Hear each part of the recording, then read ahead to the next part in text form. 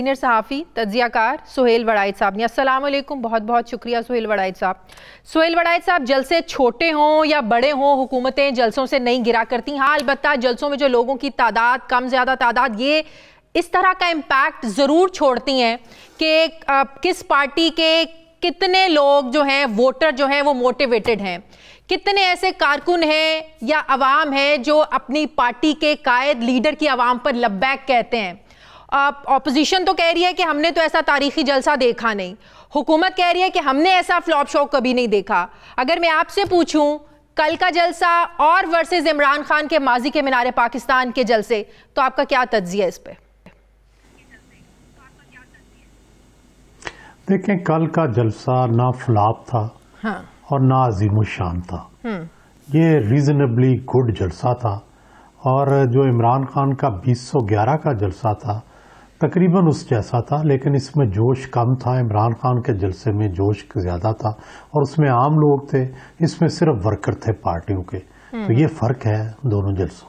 لیکن عمران خان کو اس بات کا تو کریڈٹ دینا چاہیے، یہ 11 پارٹیوں کا ایک جلسہ تھا. اگر آپ اس کو اس کے پیرلل بھی دیکھ رہے ہیں، برابر بھی دیکھ رہے ہیں، تو وہ اکیلے عمران خان کا جلسہ تھا. میرا خیال ہے یہ بھی نون کا ہی جلسہ تھا. باقی پارٹیوں کی نمائندگی جو تھی وہ صرف سمبولک تھی، علامتی تھی. بیسیکلی لاہور نون لیگ کا گڑھ ہے اور یہ کارکنان کا جلسہ تھا. اس میں عام شہری نہیں آئے، جبکہ پی ٹی آئی کے جلسے میں عام شہری آئے تھے. یہ ایک فرق ہے، کیونکہ جو نون لیگ کا ووٹر ہے وہ جلسے جلوسوں میں نہیں جاتا. وہ ایک بزنس مڈل کلاس ہے، وہ تکلیف برداشت نہیں کرتا کہ میں جلسے میں جاؤں، جلوس میں جاؤں، میں سفر کروں، میں پیدل جاؤں. یہ صرف ان کا ورکر ہوتا ہے، اور ورکر ظاہر ہے اس سے زیادہ ہو نہیں سکتے ایک شہر میں جتنے کل آئے ہیں. اور اگر عام سے لوگ آتے تو ظاہر ہے اس کا اور امپیکٹ ہوتا، لیکن عام ووٹر نہیں آیا. تو آپ کا کہنا یہ ہے کہ نون لیگ کا جو ووٹر ہے وہ صرف باہر نکلنے کی تکلیف اگر برداشت کرتا ہے تو وہ الیکشن کا دن ہوتا ہے، یہی بات ہے؟ جی ٹھیک.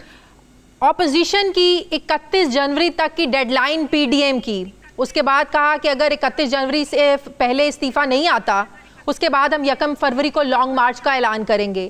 یہ دھمکی ہے یا واقعی آپ کو حالات اس طرف جاتے ہوئے لگ رہے ہیں؟ نہیں، میرا خیال ہے یہ تو سیریس چیز ہے، کیونکہ اپوزیشن کے پاس اس کے علاوہ اب چارہ کار ہی نہیں ہے.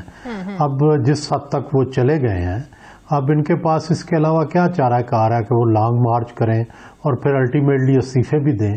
لیکن میرا خیال ہے کہ کسی تیسرے فریق کو، کسی ایسے شخص کو جو درد دل رکھتا ہو، ایسے پارلیمنٹیرینز کو، ایسے ریٹائرڈ لوگوں کو، ایسے اور مختلف جو فیلڈز کے لوگ ہیں، آپ سامنے آنا چاہیے اور اس تصادم سے روکنا چاہیے. صاف نظر آ رہا ہے کہ حکومت اور اپوزیشن میں تصادم ہوگا لانگ مارچ کے موقع پہ، تو کیوں نہیں کوئی آگے بڑھ کے اس کو روکتا؟ تو تیسرا فریق تو اسٹیبلشمنٹ ہی ہو سکتا ہے سہیل وڑائچ صاحب. اور تیسرا فریق کون ہو سکتا ہے جو اس مذاکرات کا یا حصہ بن جائے یا اپوزیشن اور حکومت کو ایک جگہ بٹھانے میں کامیاب ہو جائے؟ شازیہ، جو تیسرا فریق جس کی طرف آپ نشاندہی کر رہے ہیں، جس دن لانگ مارچ شروع ہو جائے گا پھر تو وہی کرے گا. لیکن اس سے پہلے اور بھی فریق جو ہیں وہ اس میں حصہ ڈال سکتے ہیں. سینٹ کا چیئرمین ڈال سکتا ہے، قومی اسمبلی کا اسپیکر ڈال سکتا ہے، سپریم کورٹ کی بار ڈال سکتی ہے، اور بھی بہت سارے ایسے متفق علیہ ادارے ہیں جن کے لوگ اس میں حصہ ڈال سکتے ہیں. اسپیکر قومی اسمبلی کے تو بلائے گئے اجلاس میں تو یہ لوگ جاتے نہیں ہیں، تو ان کے مذاکرات کی بات کو کیا سنجیدہ لے گی اپوزیشن؟ اس کا شازیہ صاحبہ ٹرسٹ ڈیفیسٹ ہے نا. کانفیڈنس بلڈنگ میئرز کرنے پڑیں گے. آپ جب کسی پہ ٹرسٹ ہی نہیں کسی پہ ڈیولپ ہوا، جب اسپیکر بیچارہ جو ہے اس کو اختیارات ہی نہیں ہے، وہ کسی کو بلانے کی کوشش کرتا ہے، حکومت بلانے نہیں دیتی، تو ظاہر ہے اس سے پہ ٹرسٹ ڈیفیسٹ پیدا ہو گیا ہے. اور اپوزیشن اب اسپیکر پہ ٹرسٹ نہیں کرتی، تو اس لیے ضروری ہے کہ اسپیکر کو اختیارات دیے جائیں، چیئرمین کو اختیار دیے جائیں، اور ایک کانفیڈنس بلڈنگ میئرز کا ماحول پیدا کیا جائے، پھر ہی جا کر مذاکرات ہوں گے. تو آپ کو کیا لگتا ہے آج میں ٹی وی پر دیکھ رہی تھی خورشید شاہ صاحب میڈیا سے بات کر رہے تھے اور کہہ رہے تھے کہ وزیر اعظم عمران خان کو ٹیلی فون اٹھانا چاہیے، زرداری صاحب سے بات کرنی چاہیے، مین جو لیڈرشپ ہے اس سے بات کرنی چاہیے تو مذاکرات کے بارے میں سوچا جا سکتا ہے۔ آپ کو لگتا ہے حکومت اس پر غور کرے گی؟ کیونکہ جس طریقے سے وزیر اعظم نے 2 بار ڈائیلاگ کی بات کی ہے تو کہیں نہ کہیں حکومت سنجیدہ تو لگ رہی ہے، کہیں نہ کہیں حکومت پر خوف تو لگ رہا ہے۔ پہلے جلسے ختم ہوئے تو اب لانگ مارچ کا، حکومت کو انیشیٹو لینا چاہیے، پرائم منسٹر کو انیشیٹو لینا چاہیے کسی سے رابطہ کرنے میں؟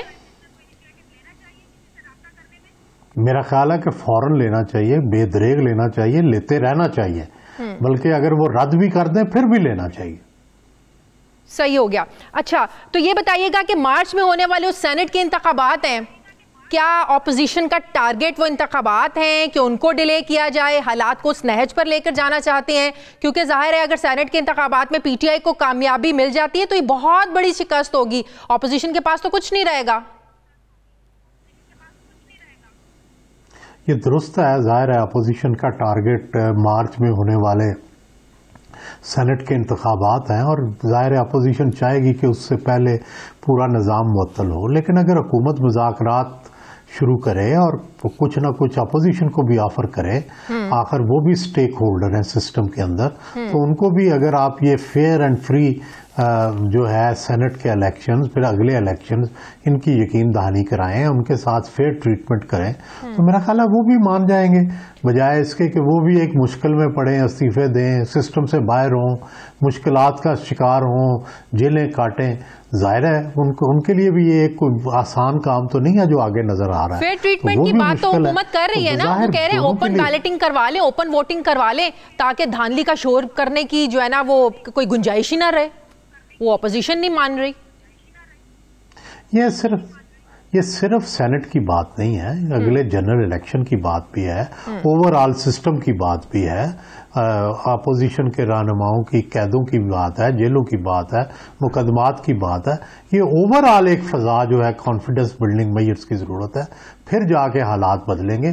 ہر بندہ اپوزیشن کا یہ سمجھتا ہے کہ وہ کسی بھی دن گرفتار ہو جائے گا، تو یہ فضا کوئی ٹھیک تو نہیں ہے نا۔ تو سہیل وڑائچ صاحب، اپوزیشن یقیناً ایک آخری ہتھیار ہوگا، آخری آپشن ہوگا استعفے جو ہیں اپوزیشن کے لیے، تو آپ کو لگتا ہے کہ استعفوں کے معاملے پر اپوزیشن کا کنسنسس ہے یا ہو پائے گا؟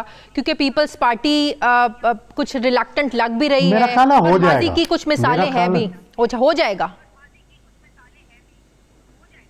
کنسنسس ہو جائے گا۔ اور دوسرا آسان راستہ ہے، فرض کریں وہ سندھ اسمبلی برقرار رکھنا چاہتے ہیں تو قومی اسمبلی کے استعفے دے دیں گے، سسٹم تو کرپل ہو گیا۔ لیکن وہ ایک تھریٹ تو رہ جائے گی نا، ایک تنقید تو رہ جائے گی نا کہ آپ کو اقتدار پہ آ رہا ہے، اگر آپ کو واقعی عوام کا خیال ہے یا جس طریقے سے آپ لوگ باہر نکل رہے ہیں، پھر تو آپ کو اقتدار چھوڑنا چاہیے سندھ اسمبلی کا۔ اگر قومی اسمبلی کا سسٹم کرپل کرتے ہیں تو الٹیمیٹلی وہ بھی دے دیں گے۔ جب پورا سسٹم ہی ٹوٹنے کو آ جائے گا اور سینٹ کے الیکشن نہیں ہو سکیں گے اور ایک بحرانی فضا پیدا ہو جائے گی، تو پھر انہوں نے سندھ رکھ کے کیا کرنی ہے؟ پھر تو الیکشن کی طرف معاملہ جائے گا۔ نہیں تو وزیر اعظم تو کہتے ہیں کہ ہم خالی نشستوں پر ضمنی انتخاب کروائیں گے، لیکن آپ کو لگتا ہے اتنے بڑے پیمانے پر ضمنی انتخاب کروانا آسان ہوگا یا عام انتخابات؟ ایسے ممکن نہیں ہے۔ اچھا، نہیں، بڑا مشکل